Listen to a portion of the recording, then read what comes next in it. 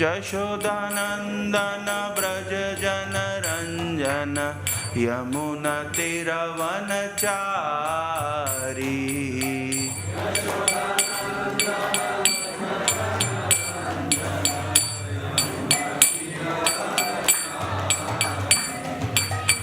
यशोदानंदन ब्रज जन रंजन यमुना तीरवनचारी।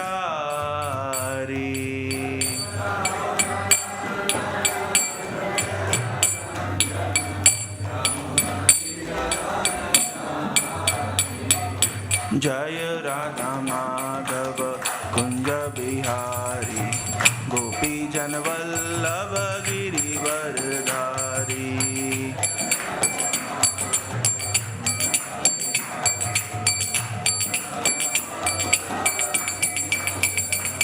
जय राधा माधव कुंज बिहारी गोपी जन वल्लभ गिरिवरधारी।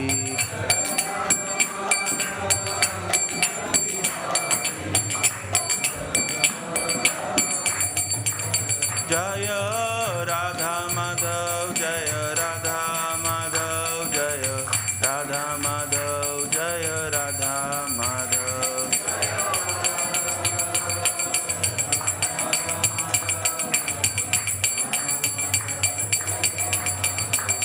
हरे कृष्णा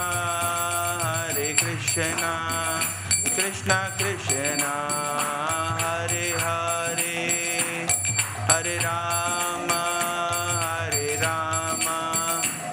राम राम हरे हरे।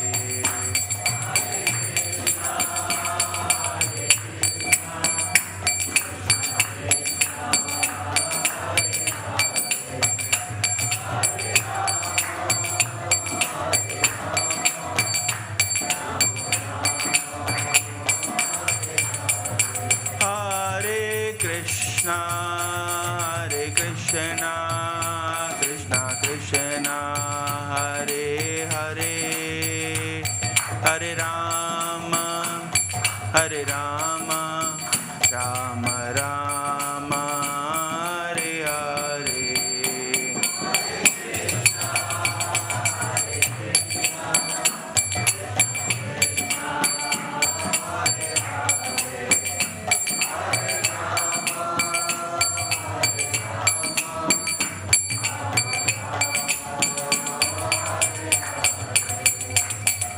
जय जय श्री चैतन्य जय नित्यानंद।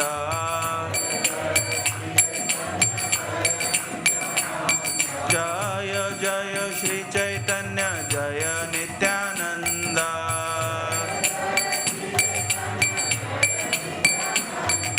जय द्वैत चंद्र जय गौर भक्त वृंद।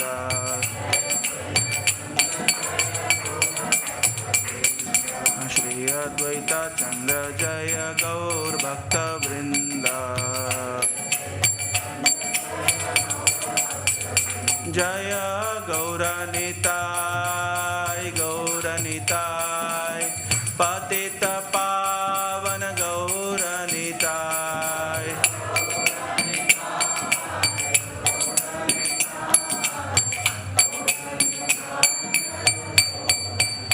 जय प्रभुपदा जय प्रभुपदा जय प्रभुपदा श्रील प्रभुपदा।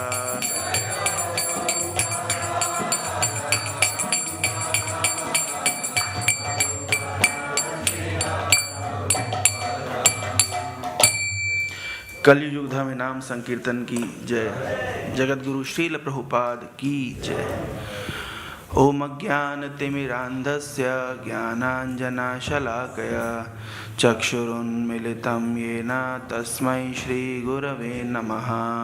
नमो विष्णुपादाय कृष्णपृष्ठाय भूतले श्रीमते भक्तिवेदान्त स्वामिन् इति नामिने।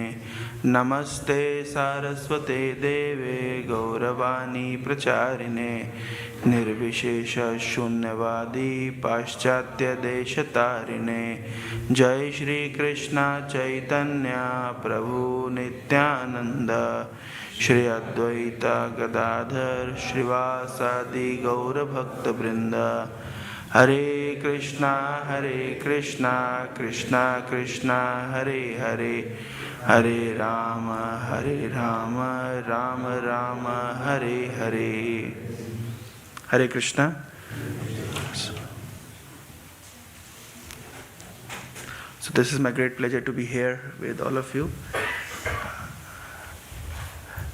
Kindly bless me so that I can speak something from Chaitanya Charitamrita and we can warm up for the upcoming Gaur Purnima festival.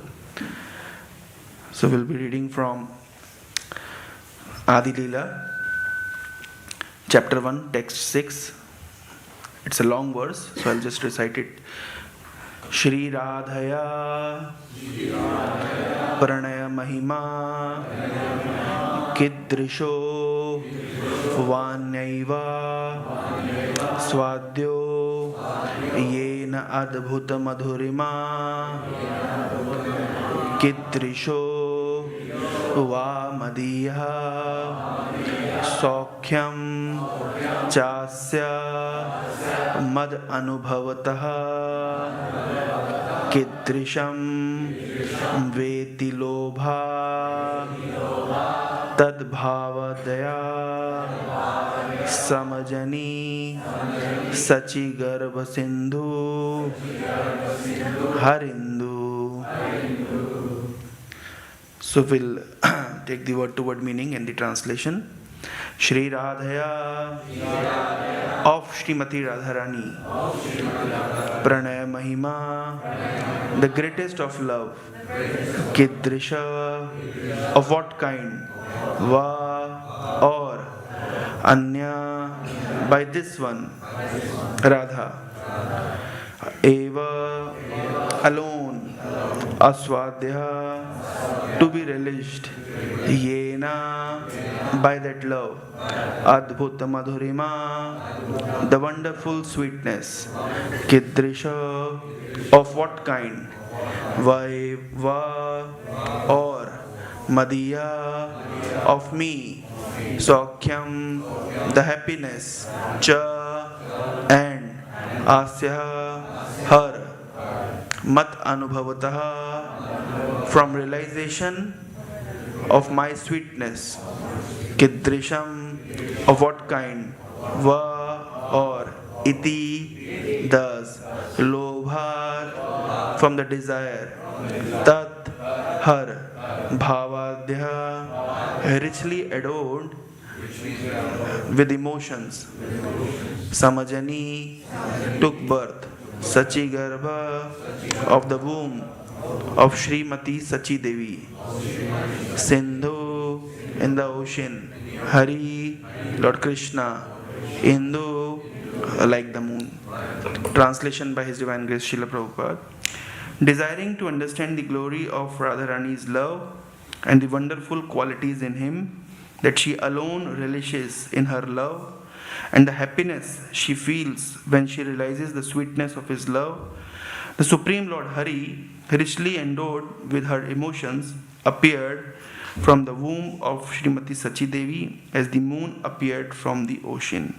Please repeat. Desiring to understand the glory of Radharani's love, the wonderful qualities in him, that she alone relishes through her love, and the happiness she feels when she realizes the sweetness of his love. The Supreme Lord Hari, richly endowed with her emotions, appeared from the womb of Srimati Sachi Devi as the moon appeared from the ocean. Hare Krishna. So, I'm coming from Bhubaneswar, the place close to Jagannath Puri, and one of the disciples of Srila Prabhupada, His Divine Grace, Srila Prabhupada, had many disciples. One of his disciples was from Odisha, His Holiness Gaur Govinda Maharaj. And Maharaj has written a very beautiful book, Embankment of Separation, where he's actually expanding this verse and telling the reasons of Lord Krishna's appearance as Sri Chaitanya Mahaprabhu, his internal mood.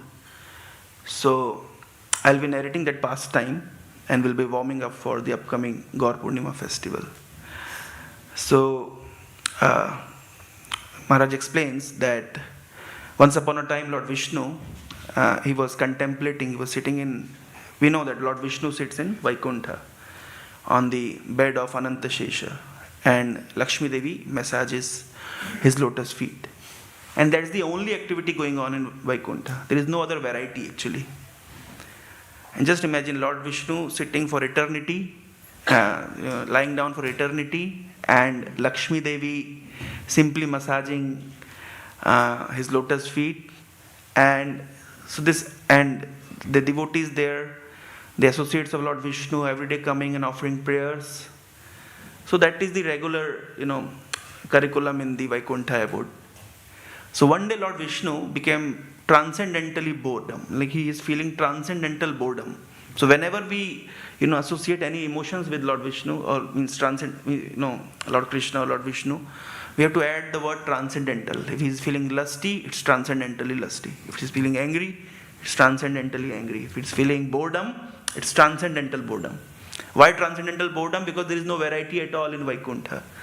Every day the same activity going on. Simply Lakshmi Devi is massaging the lotus feet, and the associates are coming and offering certain prayers. That's it. So one day Lord thought that I should also relish different kinds of mellows. And when we sit at one place for so long, so then what we have to do? We want to stretch out our body. So Lord Vishnu decided that I should also stretch out my body a little bit. And stretch out the body means now I should relish some kind of fighting pastime, fighting mellow. Because that is also a mellow. Fighting itself is a mellow. It is said in Bhagavad Gita, Kshatriyas, if they do not get the opportunity to fight, so they feel their life is useless. So fighting itself is a mellow. If it, like we see WWF, it's becoming so popular. Why? Because fighting is a mellow. Fighting has some kind of relishment. So Lord Vishnu thought that I should also have this kind of fighting. Especially because in Vaikuntha everybody is offering me prayers and everybody adoring me, nobody fighting with me. So I have never relished this kind of rasa.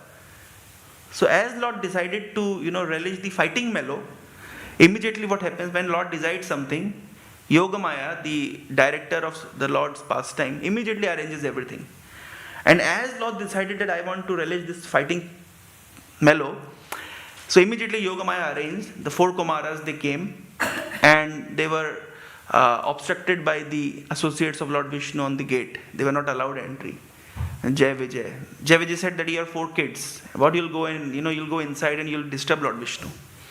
And also you're not maintaining the proper dress code. You're roaming around naked. So we cannot allow you to enter into Vaikuntha. So the 4 Kumaras became very angry. How dare you doing this? We are the Kumara, the son of Brahma, and we are celibates, and we have chosen to be in this particular form, and you are simply seeing the externals and you are not seeing the internal. That means you have demonic tendency, demonic mentality. That means you are not fit to be here on the gates of Vaikuntha. Immediately become demons. And we know that Jai Vijay became demon. They became Hiranyaksha and Hiranyakashipu. But the point is, of course, when we see pastime from different angles, different visions, so we have to derive different lessons out of it. So for example, the 7th canto of Srimad Bhagavatam speaks that because Jai Vijay offended the great souls, the 4 Kumaras, they developed the demonic tendencies. And that's true. From a sadhaka point of view, we must be well acquainted with this fact that if we become offensive towards the spiritual personalities, the result will be that will become demonic in our approach. And the greatest example is Ramachandra Puri from Chaitanya Charitamrita. He became disrespectful towards his spiritual master, and later on become disrespectful towards Chaitanya Mahaprabhu also. So that is one way of seeing a pastime. But then there is another way of seeing the pastime, because everything was orchestrated by Lord Vishnu, because he wanted to relish the mellow of fighting. So in Srimad Bhagavatam we see there are different pastimes which has to be seen from different perspective. Say for example the pastime of Bharat Maharaj. That Bharat Maharaj, he became attached to a deer and then he fell down from his position. So Prabhupada writes very strongly that Prabhupada writes in his purports how a sadhaka must be careful and sincere, and he must be in the association of devotees, must be guided by others, so that he may progress, he may not fall down. But the fact is, Bharat Maharaj was on a certain platform from where he can actually not fall down. So then why is falling down? So in the 10th canto of Srimad Bhagavatam, there is Garbha Stuti. Garbha Stuti means the prayers offered by demigods. And there demigods are telling this thing, that even if a devotee falls down from his apparent position, so it is orchestrated by the Supreme Lord to enhance his love. And Srila Vishwanath Chakravarti Thakur in that particular verse gives the commentary that Bharat Maharaj was on a certain position that he could not fall down, but it was actually orchestrated by the Supreme Lord that he falls down, and so that his love for the Supreme Lord increases 100-folds. So we are seeing the same pastime from a sadhaka point of view, and also from the perfectionist, how the Lord is reciprocating with his devotees.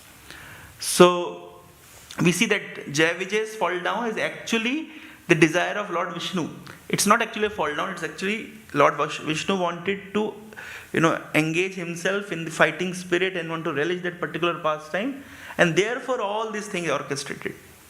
And then of course Lord Vishnu, then when Jai Vijay became Hiranyaksha and Hiranyakashipu, so Lord Vishnu appeared as, in order to kill Hiranyaksha, he appeared as Lord Varaha, and in order to kill Hiranyakashipu, Lord appeared as Lord Narasimhadev.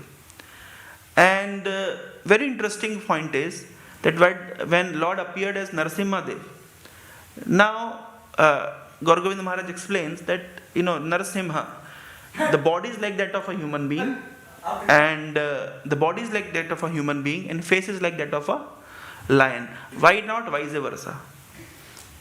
The body could have been like that of a lion, and face could have been like that of a human being. Then also Lord could have killed Hiranyakashipu, because killing a demon is not the big thing for the Lord. Lord is sitting in everyone's heart. He is also sitting in the heart of demons.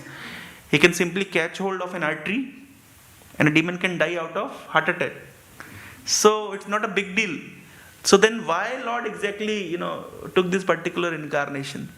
Lord Narasimha, the face is like that of a lion, and the body is like that of a human being. So the point is, actually, as I said, we see there is a very famous verse in Bhagavad Gita, Paritranaya sadhunam vinashaya chadushkritam dharma sanstharpanataya. In the commentary of this particular verse by Vishwanath Chakravarti Thakur, and Prabhupada also writes in his purport that the main intention of coming of the Lord here is not to, not for the protection of devotees, because protection of devotees can be done by any other agency. So for example, we see in the 9th canto of Srimad Bhagavatam, Ambrish Maharaj was actually offended by Durvasa. And when Durvasa wanted to kill Ambrish and wanted to hurt him, immediately Sudarshan Chakra came and protected Ambrish. Now Sudarshan Chakra did not ask, my dear Lord, your devotee is in danger, can I go and protect him? It is said that Lord has already instructed his Sudarshan Chakra that whenever and wherever my devotee will be in danger, you go and protect him. So Sudarshan Chakra did not ask the Lord that should I go and protect your devotee. So for Paritranaya sadhunam, Lord did not have to come personally. And Vinashaya Chadushkritam, as I said, it's very easy for the Lord. He can simply, with the blink of his eye, he can destroy everything. So why is coming down and enacting so many pastimes? The reason is Mad Bhaktanam Vinodartham Karomi Vividha Kriya. I appear to give pleasure to my devotees. That's the major reason of Lord's appearance. So it was Lord Narasimhadev incarnation was not actually to kill Hiranyakashipu, because he could have been killed by any other means. Of course, it is said that Satyam Vidhatum Nija Bhritya Bhashitum, to make the words of Lord Brahma true, Lord enacted this particular pastime And as if the Lord is holding a checklist and he's just checking out that whatever Lord Brahma has given the benediction, I should fulfill it. Otherwise, the words of my devotee will fall, it will become false. So Lord did not have to take that risk. And therefore, as Brahma instructed, accordingly Lord appeared. But the most important reason is Lord appeared to give pleasure to his devotee Prahlad. And how he gave pleasure to his devotee Prahlad, we all know that when Lord was so angry, ferocious, nobody was going near to him. Whenever Lord appears, the devotees goes and they garland the Lord. But because Lord was so angry, nobody was going near to him. So nobody could take a risk that I should go close to Narasimhadev and offer him garland. So what Lord did? He took the intestines of Hiranyakashipu and just offered himself the garland, because nobody was coming close to him. Lord Brahma said, Lakshmi Devi, why don't you go? He's your husband. Why don't you go and pacify him? Lakshmi Devi said that I cannot take that risk because I haven't seen such ferocious form before. So then Brahma said, Prahlad, why don't you go and because Lord appeared for you. And small kid Prahlad, he came close to Lord Narasimhadev, and he was not at all fearful.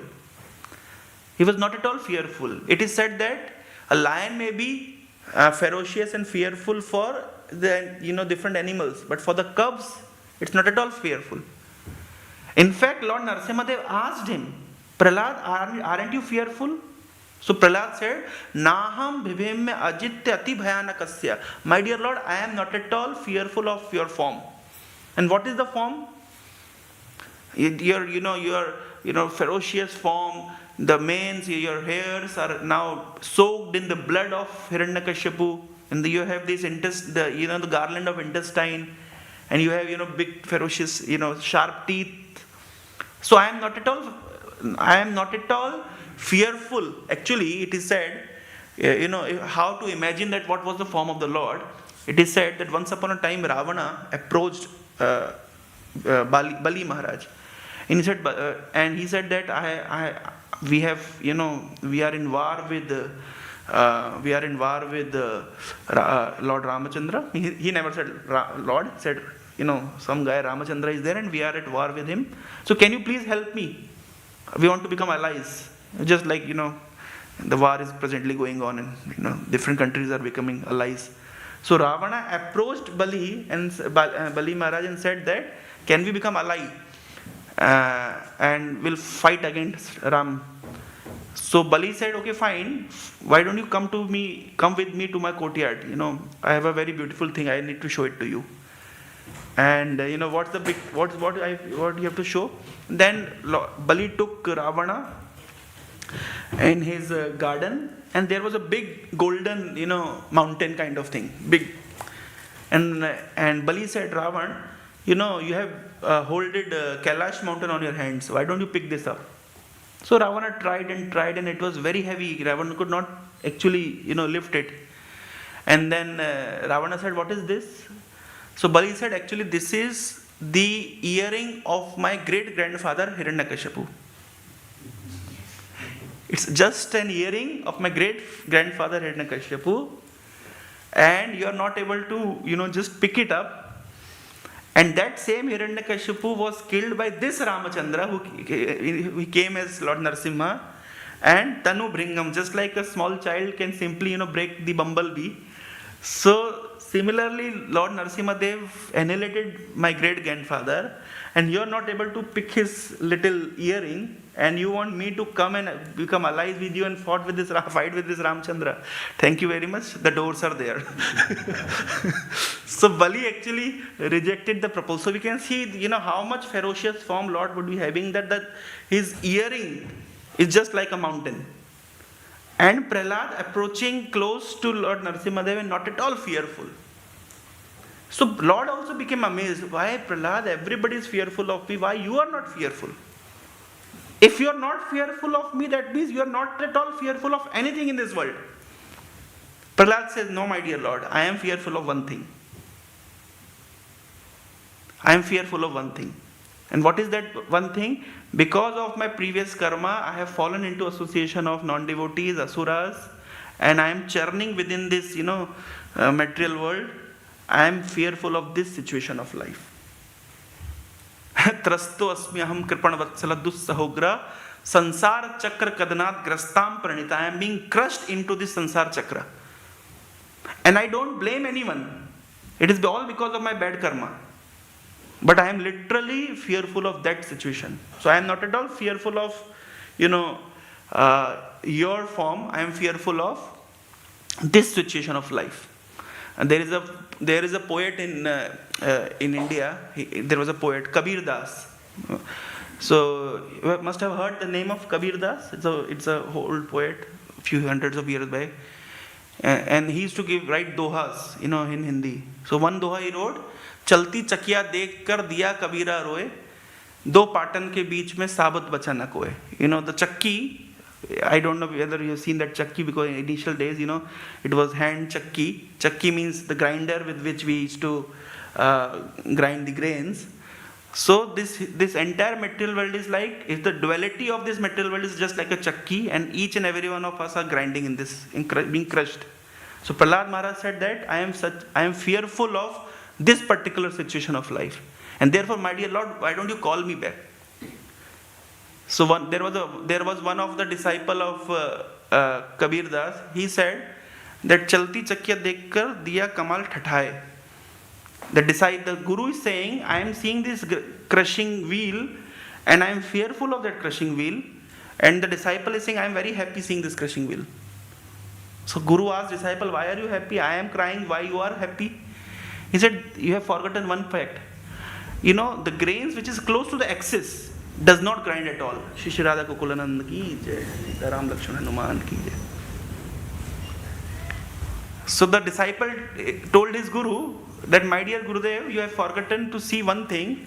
The grain which is close to the axis of that crushing, machine, that doesn't get crushed.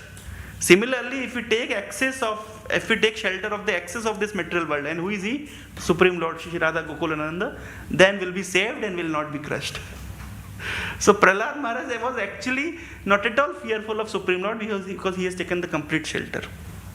And therefore Prahlad went very close to the Supreme Lord and started to pacify him with beautiful prayers. And what Lord Narasimhadev did? Immediately Narasimhadev took Prahlad and sat him on his lap, and then started to lick him. The question is, why Lord appeared in this particular form? The body is like that of a human being, and face is like that of a lion, because human being loves its kid by, by placing them on their laps. Now, and how lions used to love their cubs by licking them. So Lord actually wanted to relish this, wanted to give Prahlad that particular, he wanted to reciprocate with Prahlad. That Prahlad was in such great distress for so long, so Lord took him on, sat him on his lap and started to lick him. Now if it would have been like vice versa, the body like that of a human being and body like that of a lion and face like that of a human being, so the Lord could not reciprocate. So this is the reason of Lord's appearance as Lord Narasimhadev, to give pleasure to Prahlad. And interestingly, when Prahlad was sitting in the lap of Lord, and and Lord was licking him and embracing him, then Prahlad was very happy. He was completely satisfied. And when Prahlad was completely happy and completely satisfied, Lord observed his face and saw that Prahlad is so happy, he's in transcendental position, he's so ecstatic. Lord became jealous and Lord became greedy. Lord thought that, see, I am the Supreme Lord, but I haven't relished this particular pastime. Means, I haven't relished this particular mellow, where there is my parents and they are giving me some love and affection and care. Because my parents are Sthambe Sabhayam na Mrigam na Manusham. He appeared from Stamba, the pillar. So my parents are this pillar, no reciprocation. Lord Varahadev came from the nostril of Brahma. Brahma never got to know that Lord appeared from his nostril. And the fish incarnation, from somewhere it was there. So Lord thought that I am the Supreme Lord, but I haven't relished this particular rasa, that there will be my parents and they'll be patting me and embracing me and giving me all sorts of comforts. So Lord developed that greed, that I also should have parents, I also should relish that particular pastime. It is said that, considering Lord as our Supreme Father and considering Lord as our child, which is better? There is only one theology in the world, the Vaishnava theology, which actually accepts Lord as our child.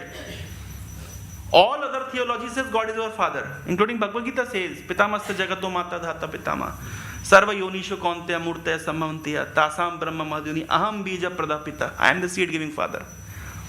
But in a Vaishnava philosophy, we have this understanding that God can be a child also. And why is it so? Because it is said that parents serve their children. Whole life parents work hard to make their children, to serve children, to take care of the children, to educate them. So much hardship parents undergo just to take care of children. It's not vice versa. Children don't serve parents at all. Hardly they serve. But parents serve the children whole life. So when we say God is our Father and we are God's children, the mentality is, let God serve me every time. I'll take from God. But our philosophy says, no. Better you serve God as child. Because when you take God as child, you will take care of all his needs. He's eaten or not, his birthday is coming. Are we having new dresses for him? So many things we have to consider. So, therefore, although both are absolute, serving God as Father and serving God as child, but serving God as Father has the consideration of taking service. Whereas serving God as child is now the consideration I have to give service to the Lord. So Lord Narasimhadev actually derived, he developed that greed, that I must also become a small child and there should be some parents and patting me and, embracing me and taking care of all my needs. And then we see that in whichever incarnation Lord appeared after that, either he appeared as Vamanadev, he appeared as Krishna, Ramachandra, he appeared as Krishna Chandra. In all the incarnation he took parents. Now somebody was asking why Lord appears only in India? Why not in America or in UK? That's a very common question people ask. So the other day I was traveling in a train in New York, so I just met a boy and I was asking about his family background. He said that my mother and father never got married. So my father got married to someone else and then my mother got married to someone else and they have kids. And then they got, they separated and they have their kids and they have their kids and they have their kids and they have their kids. So that's our whole family. I conclude that is why Lord doesn't appear in the Western countries. And just imagine Lord Krishna so mischievous, he's performing pastime. What mother did? Mother tied him down and showed him stick and chastised. If it would have been the Western country, Lord would have called police. Mother is abusing.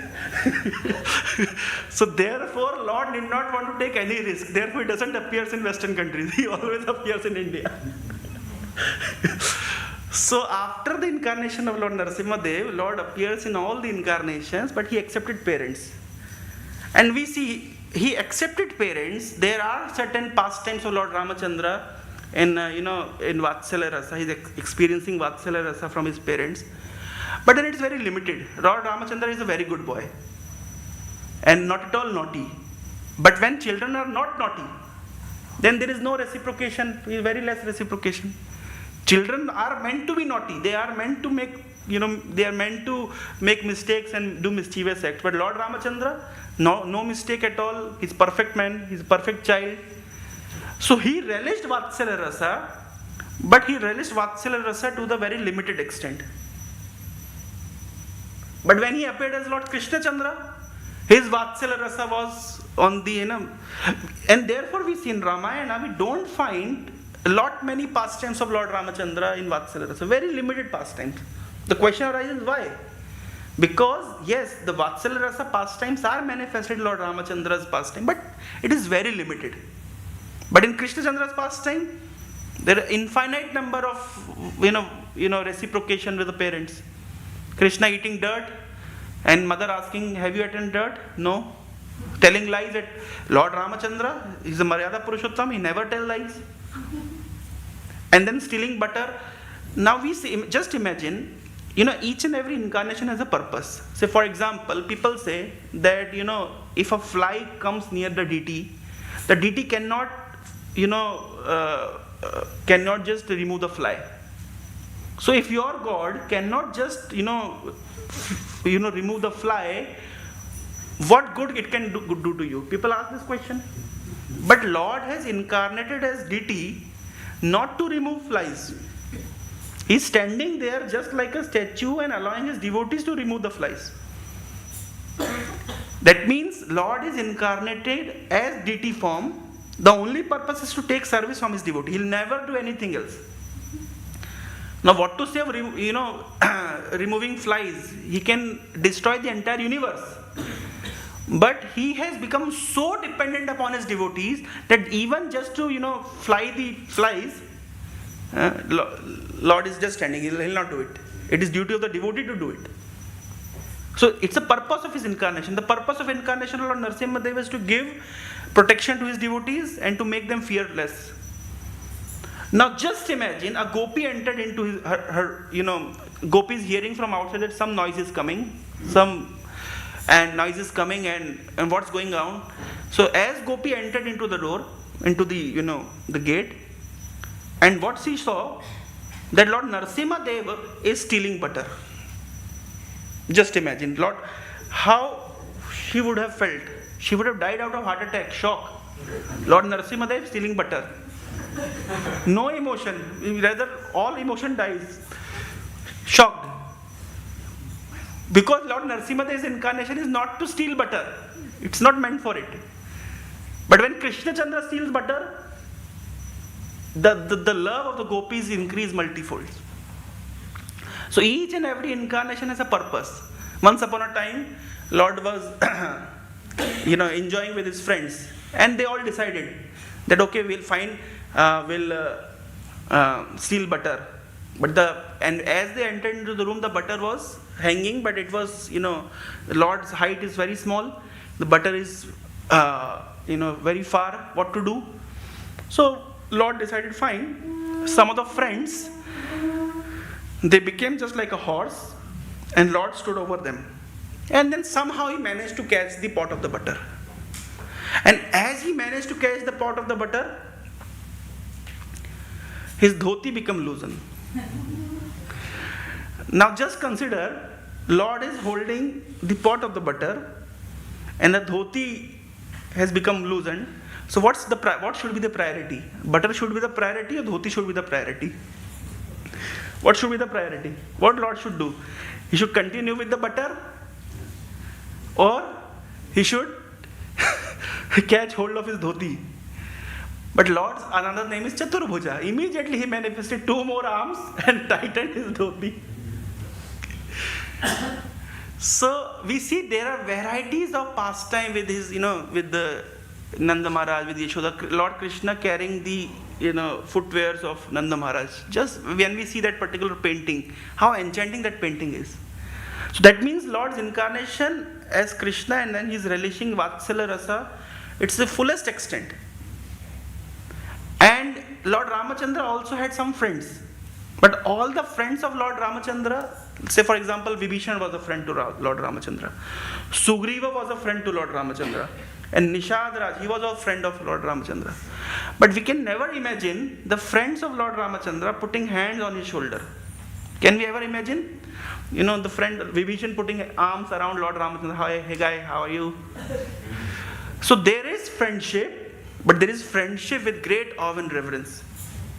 There is friendship, but it is filled with great respect. But when we see Krishna Chandra's pastime with his friends, now it is on the other level at all. It's completely on different platform. Lord Krishna, it is decided that they'll play tug of war. And whichever party will lose, the other party will have to carry the winners on their shoulders. And interestingly, Krishna's party lost the game. So that means now Krishna's party has to carry the winners on their shoulders. Krishna said, you know what? Who am I? I am son of Nanda Maharaj, the king of Braja. And you are expecting me to carry you on shoulders? I cannot do it. Sorry. So friend said, okay, fine. You don't want to do it? Get lost. We'll not play with you. You're not obeying the rules. Now the friends abandoned Krishna, the supreme personality of Godhead. He's sitting in a corner of a playground and crying. Why? Because friends have abandoned him and not allowing him to play with him. So we see that he is experiencing this fraternity, the friendship rasa to the fullest extent. When Krishna came out of Yamuna and after dancing on the hoods of Kaliya, Madhumangal said, Krishna, you are almost dead. I am a Brahmana. I know certain snake charming mantras. It was by my potency actually I saved you. I chanted certain mantra and brought this Kali under control, and therefore you could dance over on his hoods. So therefore you must worship me. So Krishna says, fine. So we see the reciprocation that Lord Krishna has experienced with his friends, Lord Ramachandra never experienced. And Lord Narsimhadev, he never had any friends. In Vaikuntha, no friends at all. So we see that Krishna is relishing his friendship rasa to the fullest extent. And what Lord Brahma saw, and he became confused, because the way we offer bhoga in a very beautifully decorated, in a clean, in a plate we put all the food stuff, and then we put tulsi leaves, and then we ring bells and we chant mantras, and that is how we offer food. But what's going in Brajbhumi? How they are having their picnic? A friend is eating something and says, my dear Krishna, it's very nice, you must also try. And so it is said we must offer the remnants of the Lord. Here the friends of the Lord are offering their remnants to Krishna, and Krishna is enjoying. And at one point it became too much. A friend is holding buttermilk in his mouth. Krishna went close to him and just punched his mouth, and entire buttermilk came from the mouth of Krishna, mouth of the friend, and entered into Krishna's mouth. And Krishna relished it. And when Lord Brahma saw these particular things going around, he could not understand that how can Supreme Lord, behave in this manner. But he is actually relishing, friendship to the fullest extent. So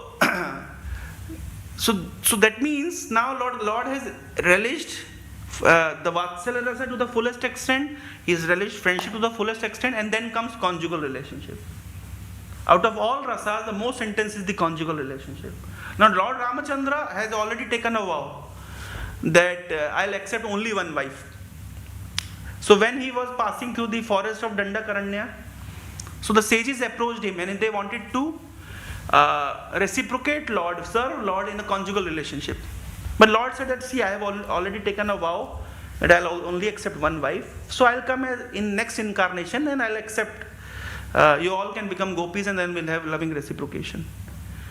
So Lord Ramachandra's conjugal relationship is very limited. In fact, once upon a time when Uddhava approached to the gopis, and especially Srimati Radharani was trolling Krishna in front of Uddhava. She told that, and actually there was a bumblebee, Brahmar Geet in Bhagavatam. So seeing that bumblebee, now Radharani was speaking certain words, and so that in a way so that Uddhava can hear and take this message to Krishna. And what Radharani was saying, that Krishna is such a bad man, is such a bad person, and he is not a bad person in this life. He is carrying the traits from his previous lives. When he came as Vamandev, first of all he cheated Bali. He encroached the entire property of Bali and then put him in prison. Such a bad person. And when he came as Ramachandra, what he did? He killed Bali from backside. If you are a Kshatriya, you must come in front and fight. You are a coward. Krishna is a coward. And not he is a coward in this life, he's a coward in previous lives also. And then what to say? Shurpanakha, such a fine lady, she came, approached Lord Ram, then you must accept me. And it's a duty of a Kshatriya that if someone is coming If a woman is coming and surrendering, it's a duty of a Kshatriya to accept her. And instead, you don't want to accept, tell no. Instead of accepting, you deformed her. So Krishna is such a bad person, and he's carrying these all bad traits from his previous lives. So this is how Radharani was trolling Krishna in front of Uddhava. So we see Lord Ramachandra, when Surpanakha approached, he should have accepted Surpanakha, but he never accepted. Rather, Krishna accepted Surpanakha in her next life as Kubja. He transformed the body of the Kubja and accepted her. So the conjugal relationship that Lord Ramachandra and Lord Krishnachandra in Ramachandra's pastime, it is very limited. But in Krishnachandra's pastime, the conjugal relationship is to the fullest extent. And then the pinnacle of conjugal relationship comes not in union but in separation. We also have this experience in this material world. We see that out of all the rasas, which is the most intense rasa? Naturally, the conjugal rasa is the most intense rasa. The level of obsession and attachment that one feels. I give a very simple example. If you see, the movie songs. So in movie songs, how many songs we see glorifying the relationship between master and servant? How many songs exist? Hardly any. And then there are few songs that glorify the relationship between friends. There are few. And then, parent and children relationship. There are certain songs, there are few songs which are meant to glorify the relationship between parents and children. And then there are songs, there are plenty of songs glorifying the conjugal relationship. But conjugal relationship also has the two aspects. One is the Swakiya and other is the Parakiya. Swakiya means it is bounded by the regulations of marriage. So there are certain songs that glorify husband and wife relationship, but very few. But the songs that glorify girlfriend-boyfriend relationship, they're existing in abundance. Why it is existing in abundance? Because why Swakiya and Parakiya? The Parakiya has more intensity because in Swakiya relationship has the bondage of marriage. Then there are social considerations, family considerations, so many considerations. So love is actually obstructed by those considerations. Whereas the relationship between boyfriend and girlfriend, there is no consideration at all. In fact, the society is against. In fact, the parents are against. And because of all those obstacles, the flow of love is ever expanding. And that we can observe in this, whatever it is there in the highest in the spiritual realm, it is simply reflected here. Nothing new. And therefore, Gaudiya Vaishnava theology is very easy to understand because we can easily connect with our emotions. So the relationship between boyfriend and girlfriend is most intense. And it becomes even more intense when there is separation. I guess everybody must have certain kinds of experiences. It's very natural.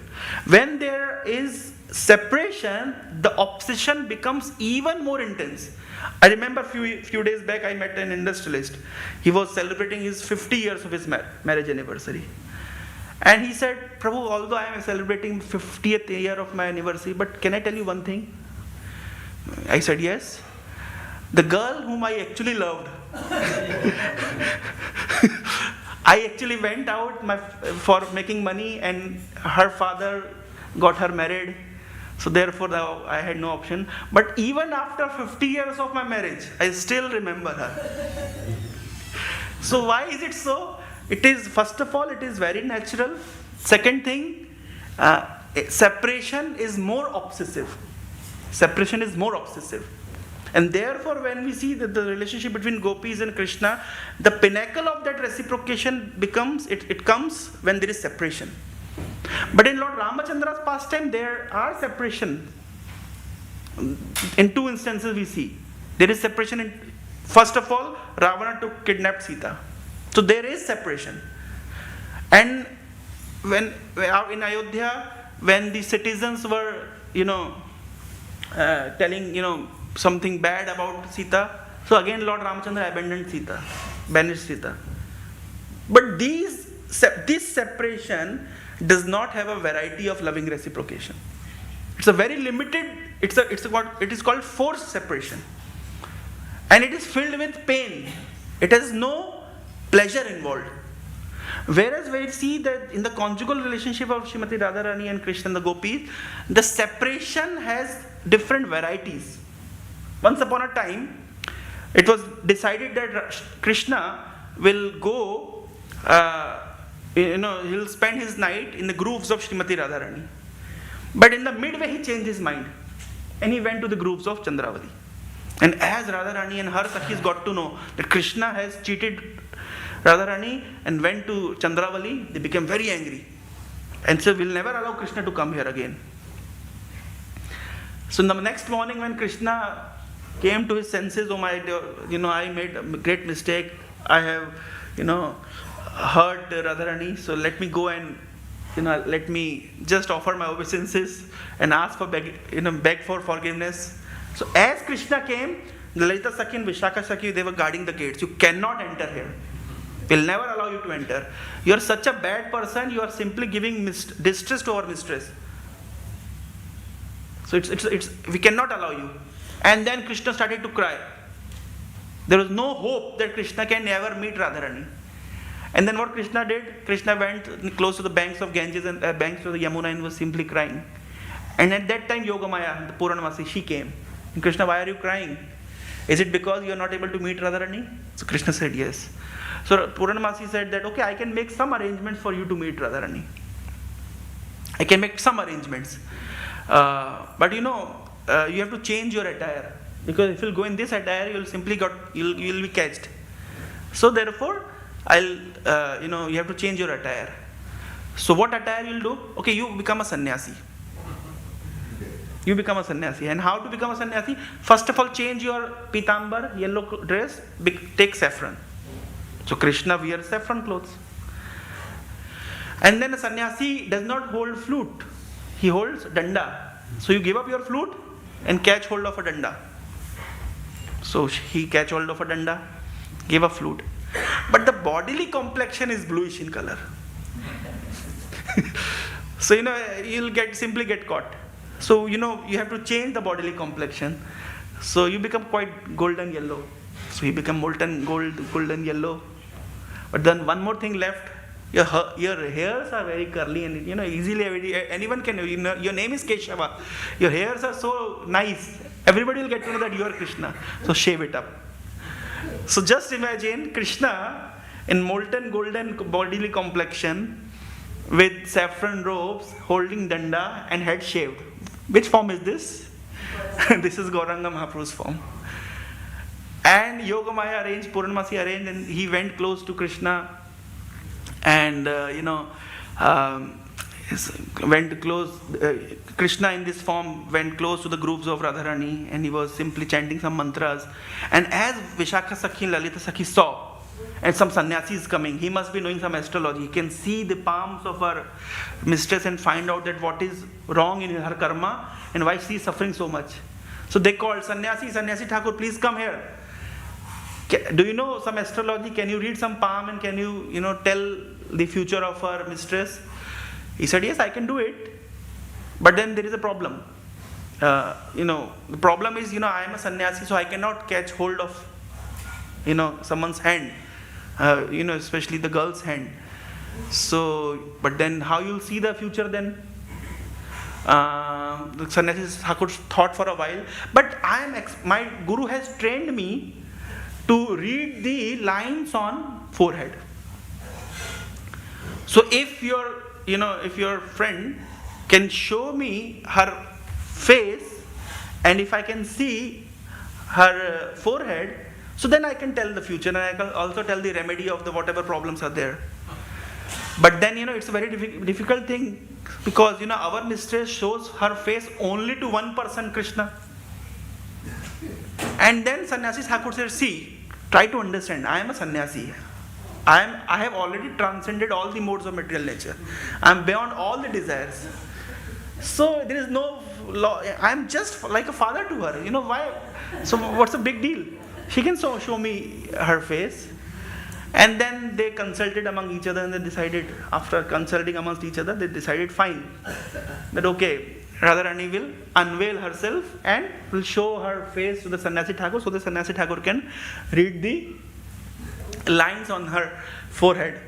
So immediately what she did, so it was arranged, and as Radharani unveiled herself, and then there was the Sannyasi Thakur, Krishna disguised as Sannyasi, and as she saw Srimati Radharani, and there was eye-to-eye union, and as they saw each other's eyes, Krishna could not hold his Gauranga form. Immediately he became three-banded Shyama Sundara. So, and Radharani's anger subsided, and then there was a beautiful union. So we see, in the separation also, there is lot of varieties in Radharani's and Krishna's pastimes. Whereas in Lord Ramachandra's pastime, this separation is also very painful. And then there is a different kind of separation. Ujjwal and Nilmani explains that there is a different kind of separation when the lover and the beloved are together, but still they feel separation. Once upon a time, Srimati Radharani and Krishna were together in a park. And they were sitting together, and then there were gopis and gopas, and it was a nice festival going around. And Krishna was just wearing a nice garland, and then there was a bumblebee. And this bumblebee was disturbing. It was disturbing.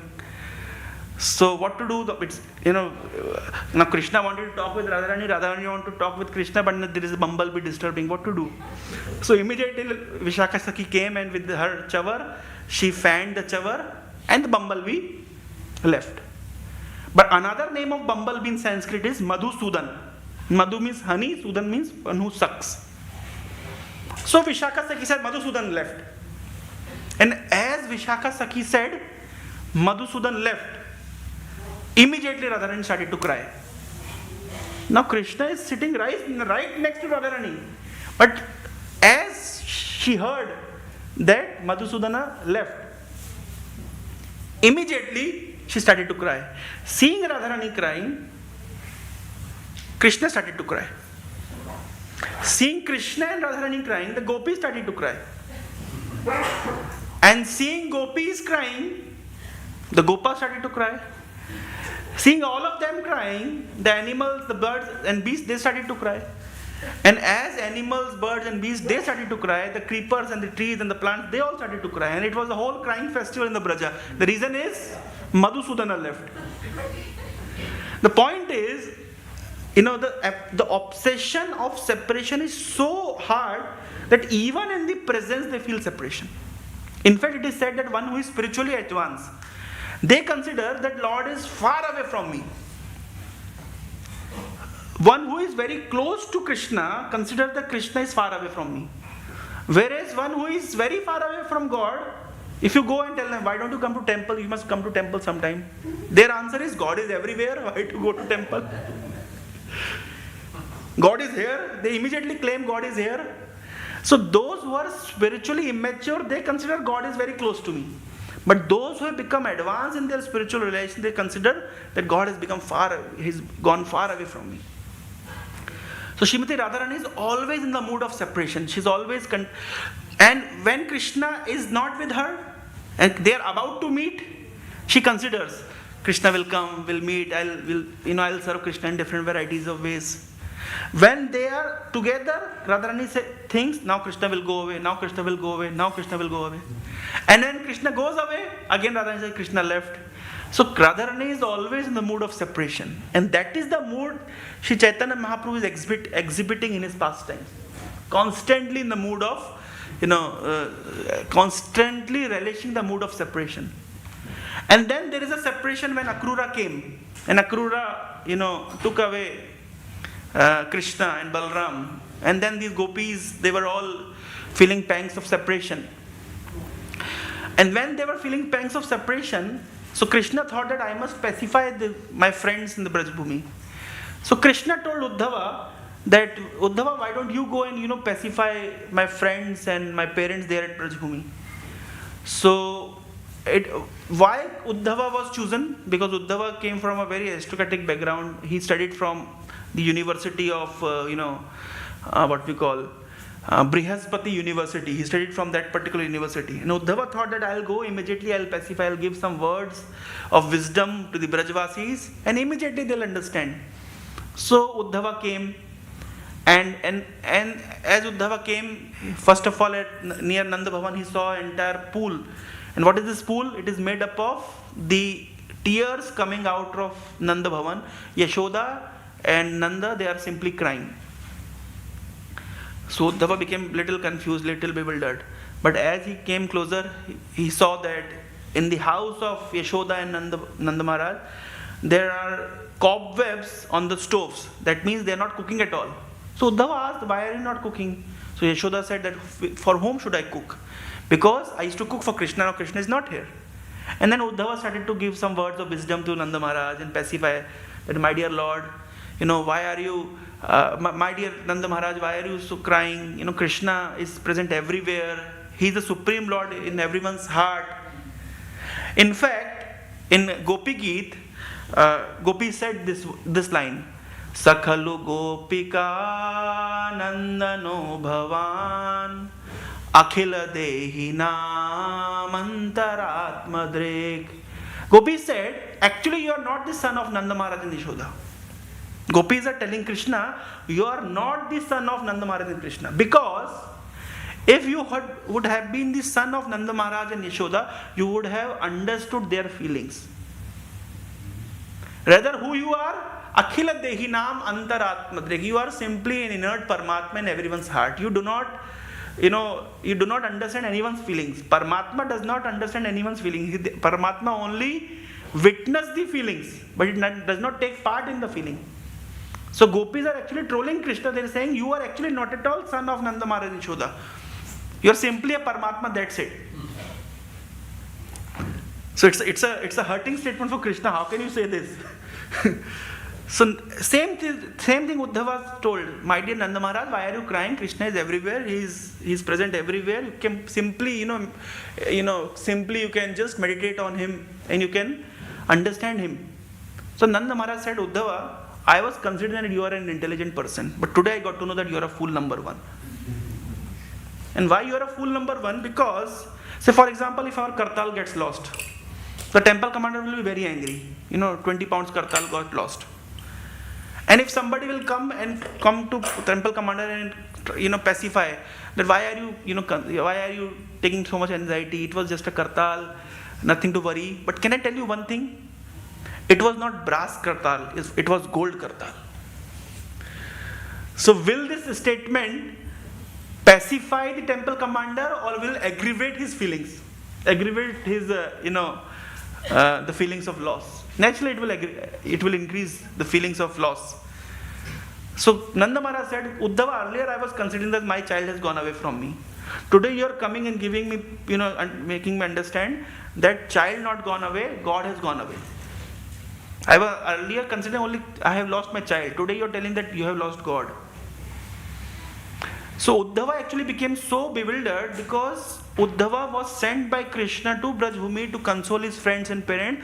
And Uddhava said, my dear Nanda Maharaj, don't cry.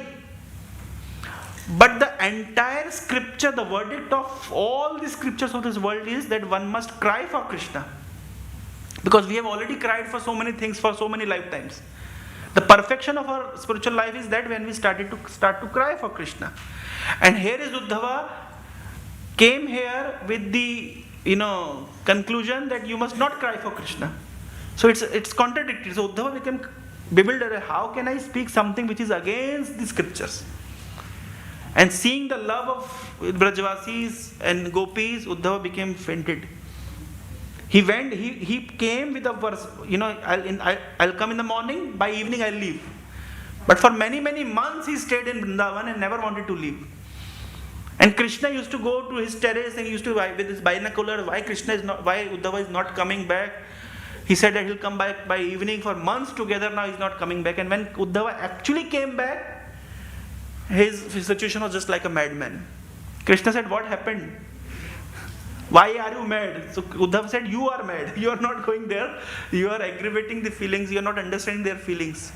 So we see that in separation there is a different varieties of rasa. So how we started? Lord Vishnu had a desire to relish the Chaivarli, the fighting spirit. Lord Narsimhadev had a desire to relish Vatsalya Rasa. Lord Ramachandra had desire to relish all these conjugal pastimes, friendship pastimes, and Vatsalya pastimes to the fullest extent. And in his Krishna Chandra's Leela, he actually relished all these pastimes to the fullest. But one desire, one greed was still prevalent in the heart of Lord Krishna. And what was that greed? This is the greed.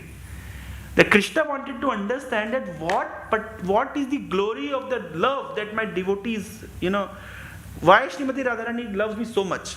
What is there in me that my devotees are becoming mad after me? They are giving up their everything just to surrender unto me. What is there in me? And what kind of pleasure they relish by serving me? This was unknown to Krishna. Say, for example, there is a gulab jamun. So we know the taste of gulab jamun. We relish the taste of gulab jamun. But gulab jamun itself does not know what is its own taste. So Krishna knows that, the devotees knows that how relishable Krishna is, how relishable Krishna Bhakti is. But Krishna himself is unaware of this. And therefore, that this desire, this greed entered into his heart, that I must also relish, my own sweetness, just like my devotees are relishing. And therefore, he became Gauranga Mahaprabhu, Gaura Sundara. So in his pastime as Gaura Sundara, all his desire actually become fulfilled. This is how Srila Gaura Govinda Maharaj explains the purport to this verse. Hare Krishna.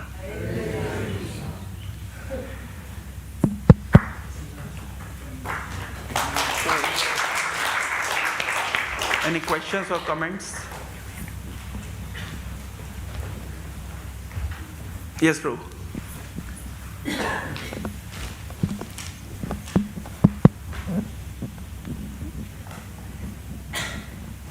Hare Krishna. Is on? Gauranga. Okay, thank you very much, Prabhu. So many nice leelas. But if you go back to the origin of your presentation, you said Lord Vishnu is laying down and he desired to experience all these rasas. Therefore he steps down, he comes as Krishna, as the Shingadeva, as Lord Chaitanya. One may say that Lord Vishnu is supreme. He comes down just to, expand as a little avatars and enjoy. So it's kind of, he is supreme and comes down in different incarnations. So we all may conclude that Vishnu is supreme, which is vice versa actually. No, bro. I said that Lord Vishnu had one greed, and he appeared as Narsimhadev. Then Lord Narsimhadev has another greed, and then he came as Lord Ramachandra, and he has another greed. He came as Krishna Chandra, and then he had another greed, and he became Sri Chaitanya Mahaprabhu. And in the incarnation of Sri Chaitanya Mahaprabhu, all the rasas were present in the fullest extent. He relished all the rasas, gradually evolving, and then it was the highest expression of his incarnation. So that is how it expands. Yeah. But still it comes to the understanding of somebody that Vishnu is actually supreme, who comes to experience those rasas and steps down as all these other incarnations. You know what I mean? Because Lord Krishna, he enjoys all this, but Lord Vishnu is supreme, and he comes down as Krishna, as Nishingadeva, and so forth. In that sense, yeah, like somebody can have this understanding. No, bro. Actually, there are always two considerations of Lord's pastime. One is called the tattva, and other is called mellow, rasa. So, supreme or not supreme is in terms of tattva. Whereas in terms of rasa is understood, he is experiencing rasa in different rasas in different incarnations. So that's so we have to see any pastime in light of tattva and in light of rasa.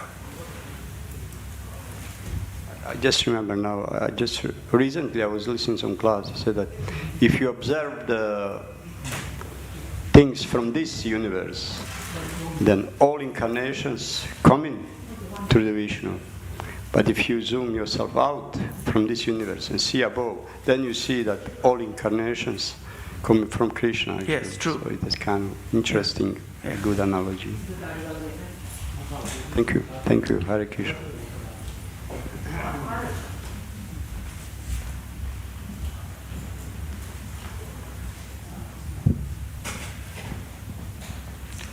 Srila Prabhupada ki jai. His Grace Tukaram Prabhu ki.